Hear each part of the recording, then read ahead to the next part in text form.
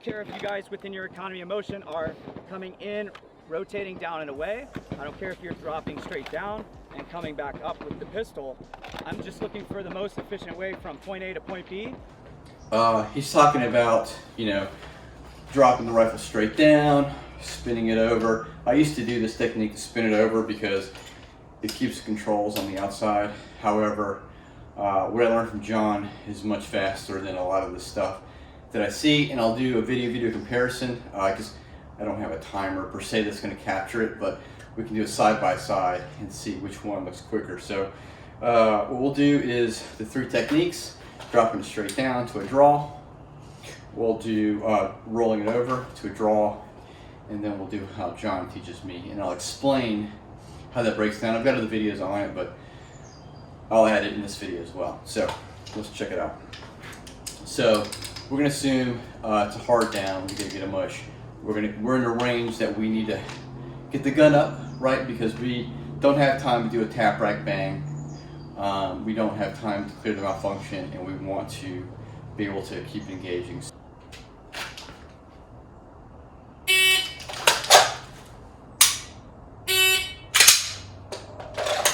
All right, pretty quick because we're dropping straight down. However, we do lose control of it, and it might bang us in the jump, right? So let's do a couple more times to do an average speed, get the best run.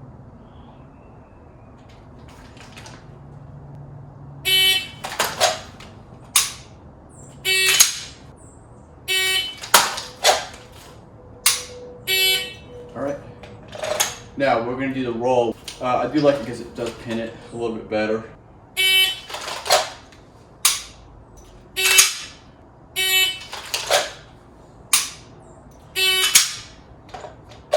Alright, so now I'll show you how to learn from John, and I'll explain what's different.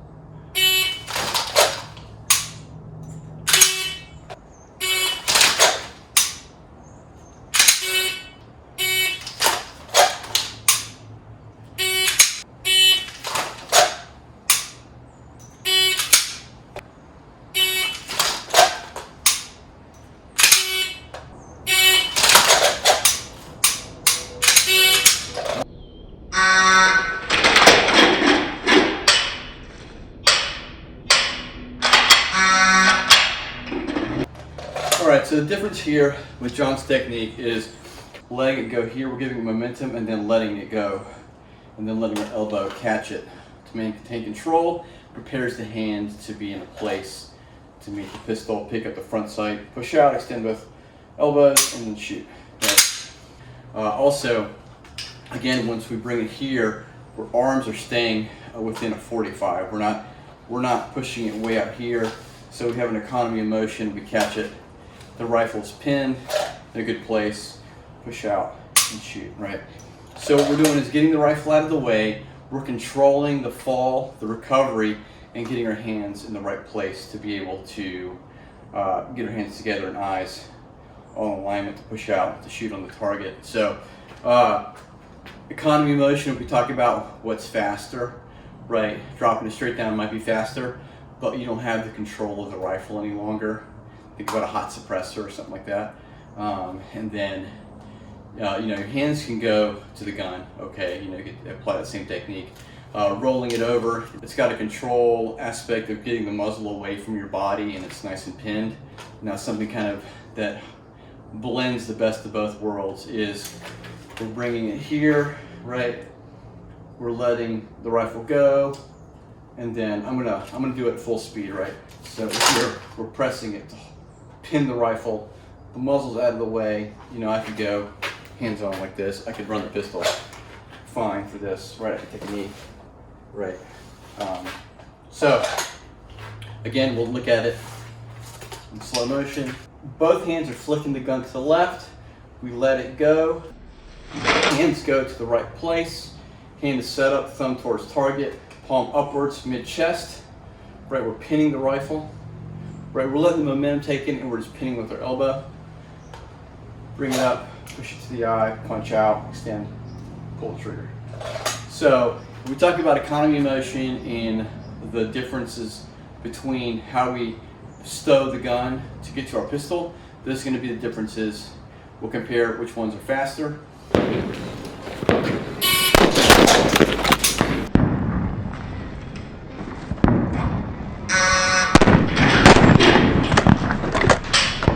For the sake of argument, we'll start at the first shot instead of the beat.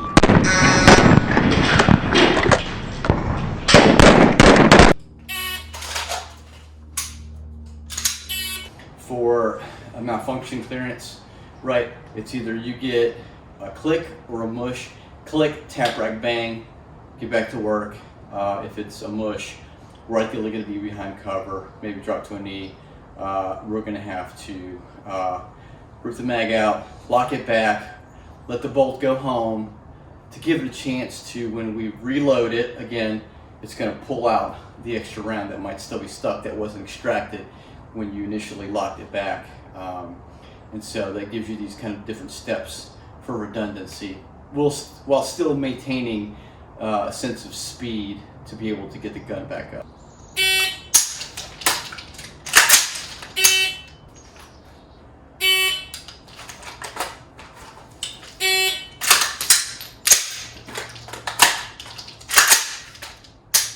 Just talking about transitioning from your rifle to your handgun, we can talk about the why would you transition to your handgun versus reloading, right? That's all situationally dependent. It's dependent on distance, right? In some cases, if you have a malfunction, or if you're quick on a reload and there's enough space or distance or cover, you can go ahead and just reload or fix the weapon. For malfunctions, we have a click or a mush. All right, so with a click, right? With a click, and again, we're doing with an empty magazine. I just want to set it up there. Pretend we have a magazine in the rifle. We have a click, right? What are we going to do? We have a click. The simple solution is tap, rack, bang, right? We're going to bring it in, pull it close.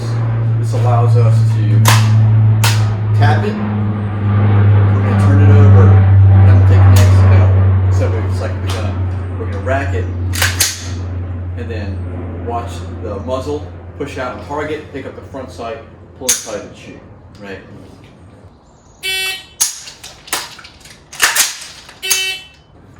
Malfunction clearance is dependent on that click or the mush. Now let's say we have a mush, right? Mush is an indicator of a more complex malfunction, whatever it may be. It doesn't matter. We got to think about click or mush. If we take those two paths and we tap, rack, bang, or we do the rip drill, it's going to solve like 99% of stuff. Otherwise, we're dealing with a broken part or a hard down, right? So with a mush, right? With a mush, what we're doing is pulling it back. Again, I will insert the mag for demonstration purposes. So again, we'll pull it in, we'll strip the mag, right? This is important, strip the mag. We can get rid of it. If it's our only mag, we might just drop it at our feet, right? Put it back in our gear, depending on the time you have. What I want to do is I want to rip the bolt back. Right at this point, if you can't physically do it, you might have to mortar it. I'd recommend closing in your stock. That way you don't crush your finger or jam this up or break your buffer tube. Collapse it, mortar it. But let's say we're able to sit there and pull this out, rack it forward. Okay. So now we've cleared the chamber of anything that's there. What we're going to do is we're going to let the bolt go home.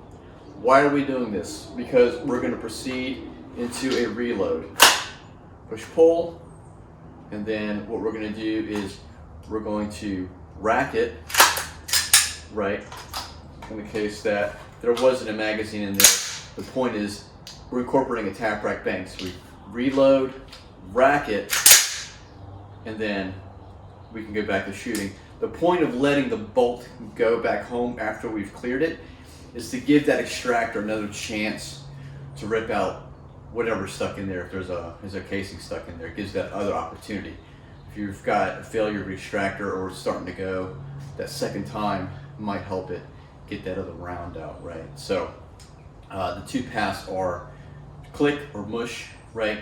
And click, tap, rack, bang, quicker than a reload, quicker than transition.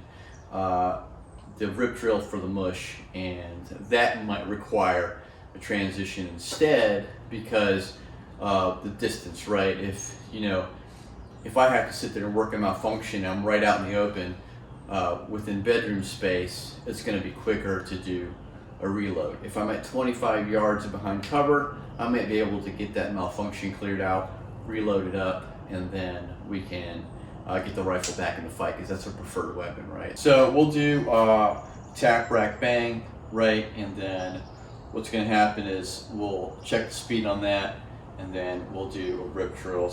All right, one thing to mention why I'm bringing it down to here and pinning it, just like we do with the reloads. Again, this is with the mentality that we're doing this on the run.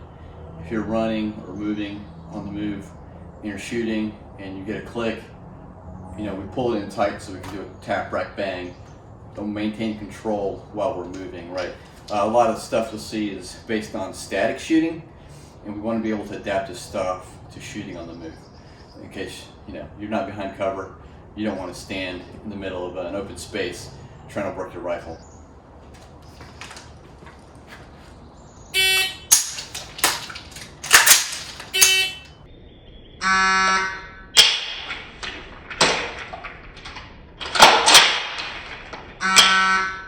Where maybe an extended charging handle would work a little bit. With this one, I kind of got to get the kind of like the T-Rex finger. Also, this is kind of in the way, so I've got to navigate this.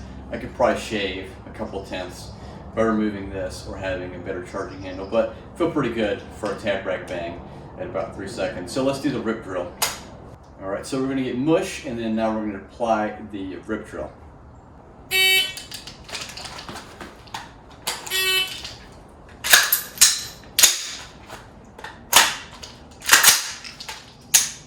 All right, so going to one knee does help with the elevation change. Gives you a little bit of more of a less of a target for the enemy, and ideally you'd be behind cover.